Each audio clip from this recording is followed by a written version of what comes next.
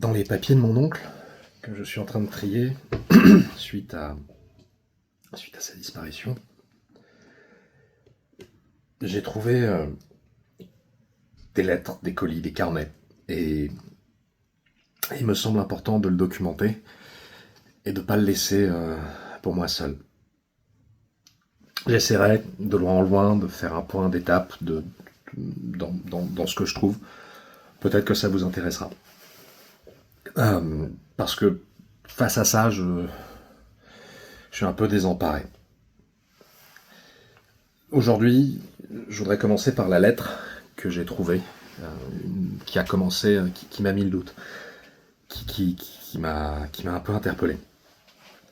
Elle n'est pas datée, mais de ce que je sais de l'histoire familiale, elle a dû être reçue, écrite au début des années 2000, peut-être 2010. Enfin, quelque part par là. Je vous le dis, mon oncle était très secret. Et cette partie de sa vie, il n'en a jamais réellement parlé. Enfin, toujours est-il que... Voici. Mon cher Octave, tu te doutes bien que me voici mort. Je t'avais prévenu, et j'imagine que tu as déployé un infini d'efforts pour me dissuader de mener mes projets à leur terme. Je te présente mes excuses. C'est peut-être le seul point sur lequel je t'ai menti.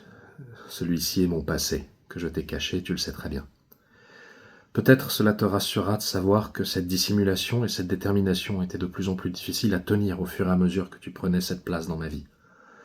Jeudi soir, au 42, tu as manqué de me faire définitivement changer d'avis. Je suis désolé, Octave. Tu es la dernière, la seule personne que j'ai jamais réellement aimée. J'étais heureux de m'endormir à tes côtés, heureux de me réveiller dans tes bras, heureux de te voir grommeler avant ton café, et avouons-le après aussi. Après. C'est de cela dont je voulais parler. Je t'ai protégé au mieux, et il ne devrait rien t'arriver à la suite de mon succès. Toutes mes dettes ont été payées, toutes mes créances ont été récupérées. Aucune chose ne devrait venir te trouver pour exiger quoi que ce soit de toi, non plus que pour t'offrir quoi que ce soit. Du reste, la successeuse de Sorosha devrait tenir lieu d'écran efficace. D'ailleurs, elle t'apprendra, ou t'a appris déjà, que tu étais l'héritier de tout ce que je possède dans ce monde. Je sais, tu n'as jamais voulu de la fortune, en tout cas de celle-là, mais j'espère qu'elle t'aidera à amoindrir le chagrin de la perte, d'une manière ou d'une autre. Tu es jeune, Octave. Vis, je t'en prie, vis pour toi, parce que le soleil se lèvera demain, comme hier, et qu'aucune lumière n'est réellement jamais la même. Après. Quelques espaces de la lettre sont difficiles à lire, elle est tachée. Sans doute des larmes, mais je ne peux pas être sûr. Après. Personne de ma vie ne devrait te contacter. Si cela venait à se produire, et tu le sauras, comme tu le savais toujours, préviens Rémi. Elle réagira. Cela ne devrait pas se produire, mais je préfère en être sûr. Tu peux faire confiance à Rémi, comme je faisais confiance à Sorcha. Si je me permets un conseil, par-delà la tombe, et tu n'as pas le choix du reste, prends du temps avec Rémi, apprends à la connaître. Vous avez des points communs et sa perte n'est pas incomparable à la tienne. Toute douleur ramenée à soi, tu sais bien. C'était quelque chose que mon oncle m'a appris aussi, un adage qu'il sortait vraisemblablement de cette personne. Toute douleur ramenée à soi est égale. Il m'a jamais vraiment expliqué. Pardon. Cette dernière lettre, mon amour, je la conserve courte, car elle n'est pas quelque chose. Maintenant que je suis mort, ou du moins je l'espère, je peux me mettre à nu devant toi sans plus aucun secret. Les carnets noirs sont mes journaux intimes.